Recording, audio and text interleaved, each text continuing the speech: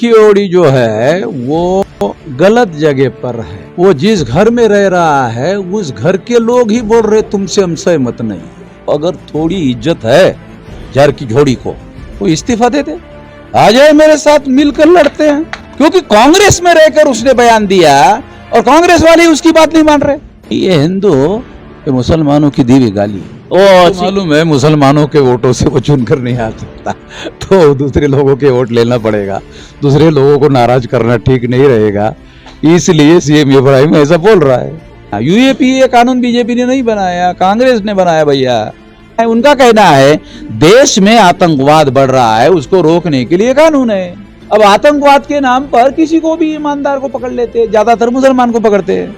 वो मुसलमानों के नौजवान आतंकवादी आंदोलन में शामिल भी नहीं होते फिर भी पकड़ते हैं। कि 18 केसेस आरएसएस के ऊपर है, एक केस आरएसएस के ऊपर देशद्रोह का है। 2003 से 2020 तक 18 तक जो भारत में बम ब्लास्ट हुए उसमें आरएसएस का हाथ है। 3000 पेजेस का डॉक्यूमेंट्री एविडेंस है और आरएसएस पर देशद्रोह का एक मुकदमा भी चल रहा है। जारकीहोली स्टेटमेंट को वो मनुवादी बहुत लोग ऑब्जेक्शन करता है। झारकीहोली जो है वो गलत जगह पर है। वो जिस घर में रह रहा है उस घर के लोग ही बोल रहे तुमसे हम सहमत नहीं।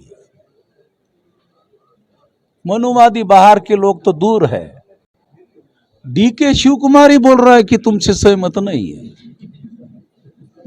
फिर भी वो कांग्रेस में बना हुआ है, उसको अगर थोड़ी इज्जत है जर की झोड़ी को तो इस्तीफा दे दे, आ जाए मेरे साथ मिलकर लड़ते हैं।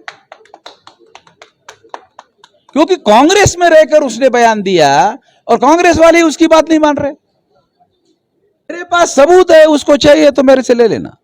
दयानंद सरस्वती है ना, ब्राह्मण, गुजरात का टंकारा गांव का, उसने लिख कर रखा कि ये हिंदू ये मुसलमानों की दी हुई गाली है। ये लिख के रखा, मेरे पास किताब है दयानंद सरस्वती का, किताब है मेरे पास। बहुत मुस्लिम्स कर्नाटक में कांग्रेस के साथ चलता है और बीजेपी को वोट डाल दिया। लास्ट एमपी इलेक्शन में, बाई इलेक्शन में वो कैंडिडेट हमारा है ऐसा बोलता है। बीजेपी कैंडिडेट को ए हमारा कैंडिडेट है ऐसा बोलता है।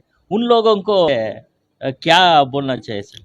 अब वो मुस्लिम लोग अपना फैसला बनाकर ऐसा कर रहे हैं, अगर वो गलत काम कर रहे हैं तो ये सवाल भी उनको ही पूछना चाहिए। मेरे को क्यों पूछ रहे हो? वो गलती कर रहे हैं, सवाल मेरे को पूछ रहे। मैंने कौन सी गलती की जो सवाल पूछ रहे हो मेरे को? सीएम इब्राहिम ये मुस्लिम लीडर वो बोलता है जारकीहोली गलत बोलता है। सीएम इब्राहिम एक मुस्लिम लीडर, माइनॉरिटी लीडर, ये बोलता है जारकीहोली गलत। वो तो मालूम है मुसलमानों के वोटों से वो चुनकर नहीं आ सकता, तो दूसरे लोगों के वोट लेना पड़ेगा। दूसरे लोगों को नाराज करना ठीक नहीं रहेगा, इसलिए सीएम इब्राहिम ऐसा बोल रहा है, उसकी मजबूरी है। अम्बेडकरिस्ट का यूएपीए ऐसे वो केस डालता है, तो डाल दिया बहुत लोगों ने। ये तो पार्लियामेंट का पास किया हुआ कानून है, पार्लियामेंट उस कानून को लागू करने का सरकार के पास अधिकार है। वो उसका मिसयूज करते हैं एक अलग बात है, मगर कानून तो पार्लियामेंट ने पास किया। पास गलत कानून पार्लियामेंट के द्वारा पास होना नहीं चाहिए। मगर उनका कहना क्या है, जिन्होंने कानून बनाया, यूएपीए कानून बीजेपी ने नहीं बनाया, कांग्रेस ने बनाया भैया। उनका क्या कहना है? उनका कहना है देश में आतंकवाद बढ़ रहा है, उसको रोकने के लिए कानून है।